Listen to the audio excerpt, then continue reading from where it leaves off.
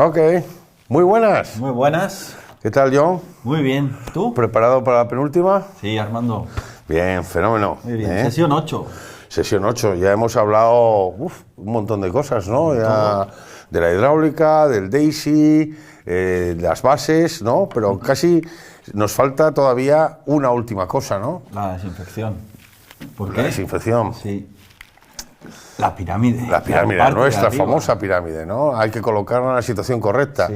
Ya sabemos que el 60% es filtración, la floculación, la hidráulica, el consumo de agua, el mantenimiento, pero al final siempre nos hace falta un pequeño toque final de esa desinfección, porque el agua no solo tiene que estar desinfectada y tiene que ser saludable para el baño, sino que tiene que tener un poder de desinfección residual para que cuando sea atacada por los bañistas o por la contaminación externa o por cualquier historia, sea capaz de reaccionar y que eso no se convierta en un campo de cultivo. Entonces, evidentemente, la piscina tiene que estar desinfectada, pero nuestro objetivo, como vemos en la pirámide, es que esa desinfección sea la puntita. O sea, no tenemos que basar, como en la pirámide tradicional, ¿no? que el producto químico lo único que hace es precisamente desestabilizarnos. Y al final de esta sesión hablaremos también de ese equilibrio. ¿Por qué esta pirámide se cae? ¿No? Porque no está equilibrada. Entonces, lo primero que tenemos que hablar es un poco de oxidación, y como es un poco raro, es un poco rollo, pues vamos a entender un poco cómo es, de qué es lo que estamos hablando, ¿no? ¿Qué es un átomo? ¿Qué es la unidad más pequeña que podemos encontrarnos de un elemento químico, ¿no? El átomo está formado por un núcleo, que suele ser pues una mezcla de protones y de neutrones, ¿vale? Y luego, orbitando alrededor de él, pues tiene pues una serie de electrones, ¿vale? Entonces, esto sería lo que es la estructura básica. Un vaso de agua, si nos vamos a lo que es el agua, pues contiene en realidad billones de moléculas. Una molécula de agua ya contiene dos átomos, uno de oxígeno y uno de hidrógeno. Y por ejemplo, perdón. Dos de hidrógeno. Dos de hidrógeno, correcto. Uno de oxígeno, dos de hidrógeno, perfecto. Y el átomo de oxígeno en realidad está formado por un núcleo que tiene 8 protones y 8 electrones y por fuera, en las órbitas, 8 electrones. Está equilibrado, ¿vale? Y cada átomo, pues en realidad pues tiene unos núcleos con determinados... Claro, dependiendo del número de neutrones y protones que tenga. Eso es, tiene un número atómico y por lo tanto es lo que entendemos por un elemento químico, ¿vale? La famosa tabla. Sí. Esto ya desde sexto EGB que se me tiene cruzado. Bien, ¿qué tenemos que...? ¿Por qué? Porque hablamos un poco del átomo y tal, ya vemos cómo es la estructura, ya sabemos cómo son las moléculas, cómo tenemos los electrones. Tenemos que hablar de oxidación, porque oxidación, ¿qué es? Es quemar. Cuando nos oxida, es que se quema, ¿vale? Entonces, en realidad, si cogemos la definición química, la oxidación es una reacción química en la que el agente reductor cede electrones y el oxidante los capta, ¿vale? Entonces, en realidad, lo importante es que vemos que el agente reductor está sobrado de electrones, el agente oxidante le faltan, lo roba, queda reducido el agente oxidante y el reductor se queda oxidado, ¿vale? Evidentemente, esta reacción de oxidación y reducción ocurren siempre simultáneamente, o sea, no puede haber una oxidación si no hay reducción, ni puede haber una reducción si no hay una oxidación, ¿no? Entonces, a esta reacción, reducción-oxidación, ¿cómo la llamamos? Redox. Redox, no nos complicamos mucho la vida. Reducción, oxidación, redox. Ese potencial redox, el ORP, pues es una medida muy común que venimos usando en el mundo de las piscinas pues desde que se introducen los primeros medidores, ¿no? Porque se mide fácil, se mide en milivoltios, es la capacidad de oxidación. Cuanto mayor sea el potencial redox, más capacidad tiene el agua de oxidar, ¿vale? Los más frecuentes, no vamos a ponernos alerta a la diapositiva, los más frecuentes que nos encontramos en la piscina suele ser el ácido hipocloroso, ya sea proveniente de hipoclorito sódico, de cálcico, de pastillas de tricloro, de electrólisis salina. Al final el agente desinfectante es el ácido hipocloroso, el peróxido de hidrógeno, agua oxigenada o el ozono, por ejemplo. ¿Y qué es lo que queremos oxidar? cloraminas, orgánicos, ácido cianúrico o urea. Eso es. Listo. Sin embargo, el ORP es un parámetro un poco extraño, ¿no? Porque varía en función de muchos factores, no nos da una lectura directa, sino que en función de la temperatura, en función del pH, en función de muchas cosas, pues cambia, ¿eh?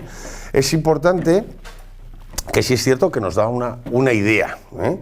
De hecho, la Organización Mundial de la Salud y las autoridades sanitarias entienden que el agua es potable a partir de 650 milivoltios. Nosotros, en la piscina, pues igual que en casa, o sea, el agua potable tiene cloro y la piscina tiene un poco más de cloro. Nosotros recomendamos que la piscina esté un poco más preparada. Lo que te decía antes, depende muchísimo de temperatura, de la alcalinidad, depende de todo. El ORP, la verdad es que es un parámetro que nos da una idea, pero que no es definitivo, ¿eh? Depende también del potencial Z. Entonces, en piscinas, ahora mismo nos encontramos un dilema, ¿no? ¿Qué medimos? ¿ORP o cuál sería el otro parámetro? Cloro libre, ¿eh? Nos vamos a cloro libre. El ORP, como te digo, varía por todo, pero es apto, pero es barato. Una sonda de ORP pues cuesta 200 o 300 euros, una sonda de cloro libre va a andar por los 1000. Entonces, el ORP nos da una lectura razonable para piscinas residenciales, sin embargo, en piscinas públicas No nos sirve. no nos Es sirve. un indicador, pero no lo podemos usar. No. Además, las autoridades te piden que tú tomes las lecturas en ppm de cloro, ¿no? Entonces suele ser obligatorio, pero sí sería bueno poder confirmar mediante ORP que ese cloro que tienes en la piscina, porque pueden pasar varias cosas, Bueno, ¿no? si el pH es diferente, Cambia. cambia.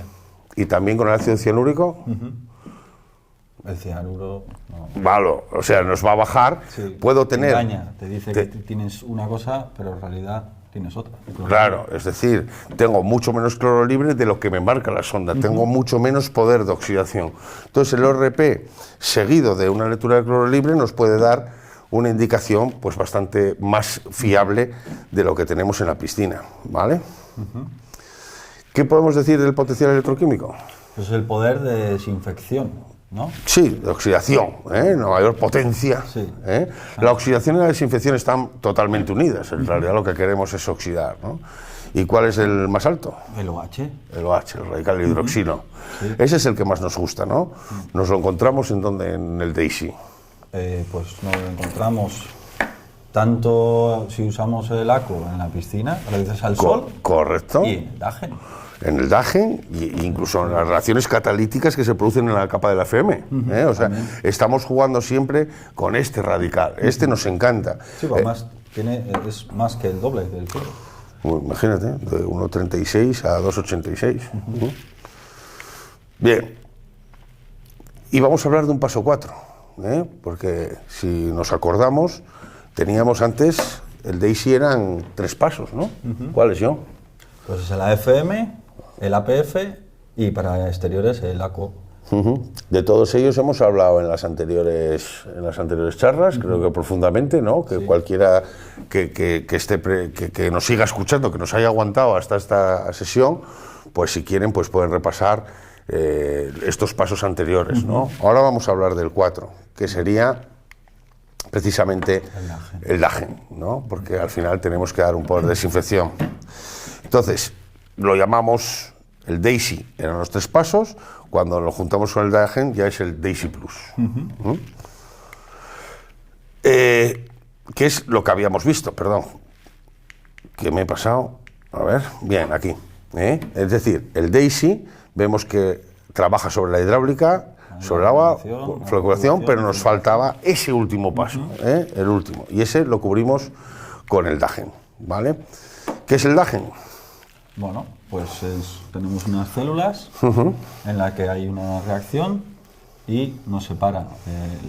Lo que pase por ahí nos lo separa. Nos lo separa, rompe las moléculas. Entonces, ¿vale? en el caso del agua, nos lo separa en OHs y Hs. Y Hs, con lo cual nos genera el radical hidroxilo, que sabemos que es el más pequeño, y con la pequeña cantidad de sal que tenemos nos produce algo de cloro que nos ayuda con el resto de los desinfectantes, ¿vale?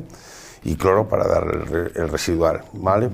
Se diferencia, pues bueno, pues intentamos, pues como hacemos todo en trading, ¿no? Aplicar pues la mejor tecnología, ¿no? Electrodos de alto amperaje, y producimos radicales con muy poca concentración de sólidos. ¿Por qué? Porque en el fondo, o sea, esta es la diferencia entre electrólisis y hidrólisis, ¿no? Que es un poco lo que la gente se confunde, ¿no? Claro, si tenemos baja sal, vamos a producir más OHs, y tenemos una salinidad alta o normal, vamos a producir más cloro. Correcto. Y cuando tenemos salmuera, Mucho cloro. solo cloro, ¿eh? O sea, a medida que vamos aumentando la sal, nos vamos decantando, ya veis cómo luego la curva se escapa por aquí hacia arriba, ¡piu! Al final, si no encontramos, si usáramos una célula con agua destilada, ¿qué fabricaríamos? Solo OHs, ¿eh? Pero evidentemente no fabricaríamos nada de cloro. Entonces, con el Daisy es muy importante, siempre en combinación con él, pues podemos decir que podemos nadar en agua potable. ¿Por qué? Porque tenemos muy poca sal, menos de 2 gramos de sal por litro, con lo cual es aceptable, según la Organización Mundial de la Salud, como agua potable, y los niveles de cloro son más bajos. Pero, ¿por qué necesitamos que sea el Daisy, John? El que esté delante. Delante, pues porque necesitamos crear la oxidación. De reducir esa demanda. Al final, el problema... Necesitamos el AFM antes que el Daisy, porque si no estaría la célula trabajando mucho. Y posiblemente necesitaríamos una un poco más grande. ¿Eh? Entonces, al final, funcionaremos mucho mejor si tenemos el Daisy delante, si no la célula sería espectacularmente grande, ¿no? Entonces, al final, siempre trabajar con cloro libre y con ajuste de pH. Vale. Hablamos un poco de cloruros. Bien. El cloruro, tenemos 2 tipos, porque no es lo mismo, es una piscina con sal, ¿vale? Evidentemente los cloruros tienen un problema, porque todos lo sabemos, las piscinas de agua salada normalmente se oxidan más, los inoxidables, ¿no? Cuando te dicen calidad agua de mar. Sí, inoxidable no es inoxidable. Nunca es inoxidable, ¿eh? Oye, por cierto, los del Calplas son todos aptos a agua de mar, ¿no? Sí. No tenemos ninguna parte metálica en contacto, ¿no? No. Bien.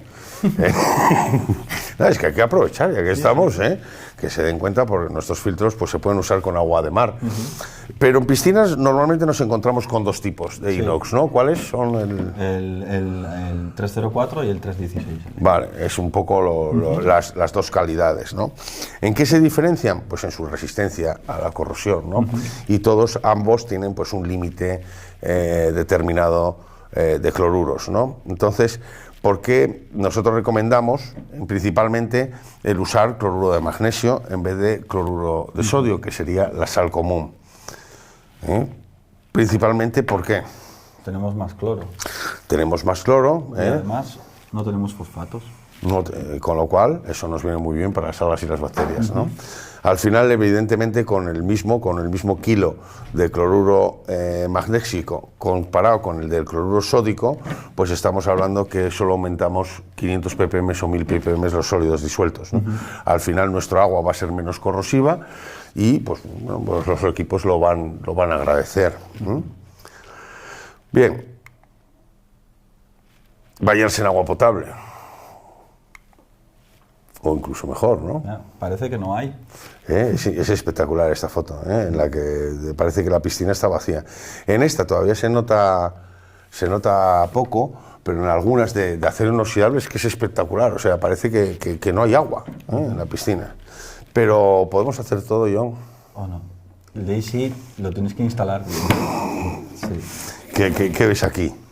Bueno, a ver, el punto de partida es bueno, porque el equipamiento que ha cogido está bien. Tiene todo perfecto. Una bomba, su velocidad variable, el Dagen, tiene pues aquí el tiene un filtro que está bien. El filtro que está bien, ¿no? Es el modelo FM de Calplas. El Flowwish y un ZPM. Sí. Pero igual había codos de oferta y aquí hay demasiados codos, ¿no? Que esto es mucha pérdida de carga. Hombre, esto es una barbaridad. ¿Cuántos codos? A ver, uno... Entonces, 2, 3, 4 antes de llegar al Flowbiz. Y luego 2... No me está funcionando esto. Ahora. 2, 3... O sea, 1, 2 para el ZPM y luego otro, 9. 9 codos en total para llegar a la válvula beso, ¿no? O entonces, si no me equivoco, la bomba está o muy sobredimensionada o no lava. Sí, o estará trabajando pues con unos consumos bestiales, ¿no? Sí. Al Pero, final. Claro, y además es que es eso. Al final has gastado en codos pudiendo buscar una solución algo mejor y estarías consumiendo menos. Así que si os parece que esta instalación no es correcta, pues podéis volver a ver la sesión 3, donde hablamos un poco de la hidráulica, ¿no? A veces no podemos hacer nosotros todo, estamos desarrollando los mejores filtros, tenemos el mejor medio filtrante, medios de control, el ZPM, pero luego pues sois vosotros los instaladores los que nos tenéis que ayudar a alcanzar la perfección, ¿no? Y alcanzar la sostenibilidad. Hombre, la intención es buena, pero... Hombre, la intención es buenísima. Sí. Pero es porque no han visto este curso. Si hubiera visto el curso, seguro que lo hubiese hecho de otra manera. Bien, vamos a hablar un poco de lámparas ultravioleta, ¿no? Está muy de moda, parece... Bueno, ahora ya están bajando un poco, gracias a Dios, por culpa de que era una solución muy efectiva contra el cloro combinado, pero gastaba energía y tiene muy alto mantenimiento. Entonces, evidentemente, ahora, pues con esta crisis energética, pues están apagando muchas lámparas ultravioleta, que yo creo que es una... Bueno, los recambios también son... Carillos, ¿eh? Sí. Entonces, no creo que sea una solución. Es efectiva bajando el cloro combinado. En eso estamos de acuerdo. Pero te puede causar problemas también, ¿no? Exacto. Yo ahí siempre digo, esto es como la mierda y la energía se sumergen bastante, ¿no? Ni se crea ni se destruye, únicamente se transforma, ¿no? Entonces, ¿qué pasa? Bajamos el combinado, pero ¿qué hacemos? Estamos rompiendo cadenas de carbono y con el carbono vamos a empezar a tener problemas de trialometanos. Correcto. O sea, recibimos el combinado, las mono y dicloraminas también se oxidan al nitrato. ¿Y el nitrato qué es?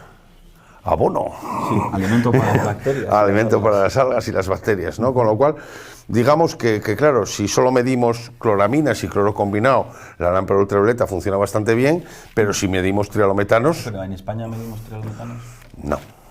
Y los tricloraminas sí. Cloro combinado. Cloro combinado sí. Es lo que nos mide Sanidad. Viene y dice, tienes el cloro combinado muy alto. Entonces esto es al final un poco casi como meter la mierda debajo de la alfombra, ¿no? Sí. O sea, al final sí, estoy bajando el cloro combinado, pero estoy disparando los... Cloroformo. El cloroformo, fantástico. Que no huele. No, el cloroformo no lo detectas. Bien. Y aquí es donde viene pues otra aplicación del ACO. El ACO lo usábamos para piscinas. Exteriores con sol. ¿Por qué? ¿Qué buscábamos? El ultravioleta del sol. Bien, pues si tenemos una lámpara ultravioleta y tenemos que usarlo, ese es el sitio, otra vez de nuevo, para usar el ACO. Al trabajar como bloqueador, lo que hace es las ondas por encima de los 350 nanómetros, pues las deflecta, las baja. Pero al hacer ese proceso se libera energía. ¿Y qué fabricamos otra vez? Radicales libres, ¿no? Entonces, esos radicales libres sí que lo que hacen es, con los carbonos, me forman el CO2. Sí. Con las aminas, el nitrógeno. Sí. Y agua. Con lo cual, nuestra recomendación siempre es intentar evitar las lámparas ultravioleta de media presión, pero en el caso de que realmente las queramos utilizar, pues se puede utilizar el ACO para paliar esos efectos secundarios. Esto funcionaría bastante bien. Bueno, uno de los últimos desarrollos de Dryden, ¿no? Porque, aunque no lo creáis, nosotros estamos hablando para toda la comunidad hispanohablante, estamos hablando para España, estamos hablando para Sudamérica, Por cierto, saludos a Roberto Flores y a todos los amigos que están por ahí pues peleando en esas tierras. Aunque no lo creamos, aquí en Suiza no nos permiten subir el cloro combinado de 0,2, ¿vale? En España es 0,6. Algunos países ni lo mencionan, no existe el cloro combinado. Bien, ¿en qué consiste la oxidación avanzada? Pues lo estamos viendo en muchas cosas, en tratamiento de agua, tal y cual. Al final, la oxidación avanzada, John, es lo de siempre, radicales hidroxilo. Sí. ¿Cómo los puedo fabricar más fácil que si parto del agua? Con 2 hidrógenos y 2 oxígenos. Agua oxigenada, peróxido de hidrógeno. Es decir, si en vez de partir de agua parto del peróxido, pues ya lo ves tú por la imagen, en el momento que lo partes en 2 ya tienes 2 radicales, resulta más fácil, ¿no? Entonces, utilizamos la radiación ultravioleta para desmontar la molécula de agua oxigenada, ¿no? Entonces parece un poco de guerra de las galaxias, ¿no? Sí. O sea, pero al final la luz ultravioleta rompe el peróxido, se genera el radical hidroxilo que choca contra el contaminante y lo destruye, ¿vale? Todo esto, si lo generamos, como siempre, en el entorno hidráulico adecuado, porque no es la filtración, es filtración, pero no todos los filtros son iguales. No. Por fuera sí, pero ¿qué cambia? No, tampoco. No, tampoco, tienes razón. Pero más o menos, por fuera, pero ¿qué cambia? La hidráulica, ¿no? Exacto. Entonces la hidráulica es la que verdaderamente nos va a dar el rendimiento. Uy, nuestro amigo, el dióxido de cloro. ¿Qué? Bueno, este es ideal para romper para penetrar el biofilm, ¿verdad? Correcto, esto ya hace muchísimos años que Howard pues nos insiste en su uso, porque evidentemente él es conocedor de los problemas del biofilm, pero a veces no podemos llegar a todos los sitios, y ya sabemos que la FM es bioresistente, pero la mayoría de las superficies no. Entonces el dióxido de cloro es fantástico porque lo atraviesa y hay muchos virus y protozoos que el cloro no puede con él, y el dióxido de cloro sí que puede. Por lo tanto es más efectivo pues eliminando el biofilm que el cloro. Vale. ¿Qué podemos hacer? Porque dice la gente, oye, pues al final tengo mi filtro colonizado, un filtro de arena, ¿cómo trabajamos con el Dryox? Pues lo que hacemos es, principalmente lo que queremos es llenar el vaso de compensación, echaremos ahí las pastillas, ¿vale? Paramos evidentemente el circuito de filtración, esperamos que se disuelva el Dryox, entonces ya tengo una concentración muy potente, arranco la bomba un rato, unos minutos, para llenar el depósito de ese agua mezclada con dióxido de cloro. Lo pones en modo no contralavas. No, modo filtración. Eso es. Entonces, luego lo dejo reposar, vuelvo a parar las bombas. ¿Para qué? Para que el dióxido de cloro Actúe dentro del filtro. machaque todo el biofilm, y luego le meto un lavado gordo y listo, y arrancamos. Bien. Vale. Eso sería para limpiar el filtro, pero no nos tenemos que olvidar del resto de elementos y accesorios, simplemente pues haciendo una dilución en 50 o 100 litros de agua, ¿vale? Luego los spas. Claro, aquí es donde igual además hay que usarlo. Yo creo que sí. Aquí suele haber concentraciones bastante importantes, ¿no? Entonces aquí sí que aumentamos la concentración a 4 tabletas por 1000 litros de agua, y entonces encendemos todo durante 1 hora, y en este caso sí, vaciamos la bañera, limpiamos y arrancamos, porque esto son cosas que son bastante... No lo has visto. ¿No lo he visto esto? No. ¿Qué me has colado esto? Uy. ¿En serio? No, es de ellos. Es importante. Ay, por Dios. Bueno, vamos a... Es mejor no usar la bañera durante este periodo. Igual a tirarla. Sí, igual yo tiraría hasta el spa. Vale. El Dryox es muy efectivo. Al final, pues aquí tenéis las tuberías antes y después del Dryox. O sea, al final sí que es un elemento que os puede ayudar para prevenir. No podemos hacerlo todo, nosotros ya tenemos el medio, pero hay un montón de superficies en las piscinas que necesitan ser tratados, ¿no? Y bueno, vamos a hablar un poco del equilibrio del agua, que es el gran desconocido. Sí, claro, si no tenemos un agua equilibrada podemos tener problemas tanto por un lado como por otro, ¿no? Eso es lo que hay. Al final, el agua o está equilibrada, ¿no? O no. O es corrosiva o es o es incrustante. Al final lo que necesitamos es un equilibrio en el agua para que no sea agresiva ni nos incruste.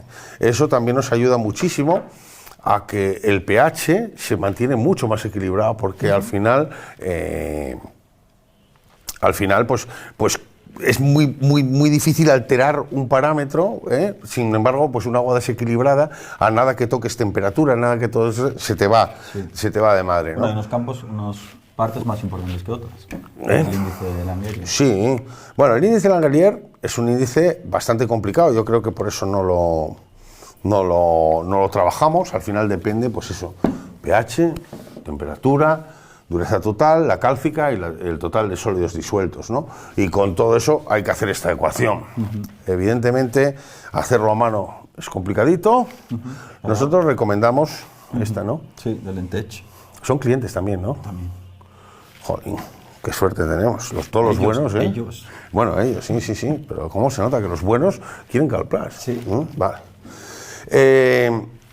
El Entech, en la página es gratuita, podéis entrar, entréis en la parte de calculadoras y ponéis el índice Langelier. Entonces veréis que tenéis en este lado, en el lado de la izquierda, pues introducís los valores de vuestro pH, conductividad, la dureza total, la dureza cálcica, o la alcalinidad, perdón, y la temperatura del agua, que son los factores que realmente lo alteran. Entonces ahora vemos, cambiando unas pequeñas cosas, cómo podemos desequilibrar el agua. Correcto. ¿Y qué afecta más? Pues vamos a ver. Entonces partimos, por ejemplo, pues fijaros, esta es un agua en equilibrio, tenemos un total de sólidos disueltos de 1200, una dureza de 200, alcalinidad de 100 y una temperatura de 28. El índice Langelier sale 0,0036. Perfecto, la tenemos clavada. Entonces, de 0, menos 0,1 a 0,1 estaba equilibrado. Hasta 0,4 para cada lado era más o menos aceptable. Sí, y luego ya está fatal, ¿eh? Jodido por un lado o por el otro. Eso, ahí estamos. Tú fíjate que cuando llegas, podemos decir, a partir de 0,4 es ¿cómo se llama? Incrustante, y a partir de menos 0,4 corrosiva. Te salen en inglés las cosas. Claro, Y además, como nos tiene aquí en Suiza hablando en inglés, bueno, tenemos un español en la habitación. Acostumbrados más a hacer todas las presentaciones en inglés que en español. También. Bueno, entonces resulta complicado. Bueno, partimos de un agua perfectamente equilibrada, ¿vale? Vamos a alterar solo un parámetro. En este caso, la conductividad. La vamos a subir. Hemos añadido más sales. Por ejemplo, tenemos un equipo de electrólisis. ¿Qué ha pasado? Sin alterar todos los demás, de repente el índice ha pasado de 0,00 no sé cuánto a 0,11. ¿Y el pH de equilibrio?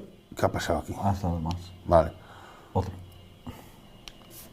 Y el pH de equilibrio ahora, en vez de ser 7,4, 7,5. 7,5. Eso nos está diciendo que para que el agua esté equilibrada tenemos que estar en 7,5. Tendríamos que subir el pH. Vamos a ver. Bien. Eso es como afectaría la conductividad. Volvemos para atrás y en este caso, en vez de actuar sobre la conductividad, vamos a bajar la alcalinidad, porque la alcalinidad es un parámetro que ahora vamos a hablar de él, ¿no? Y bajamos la alcalinidad a 40. ¿Qué ha pasado?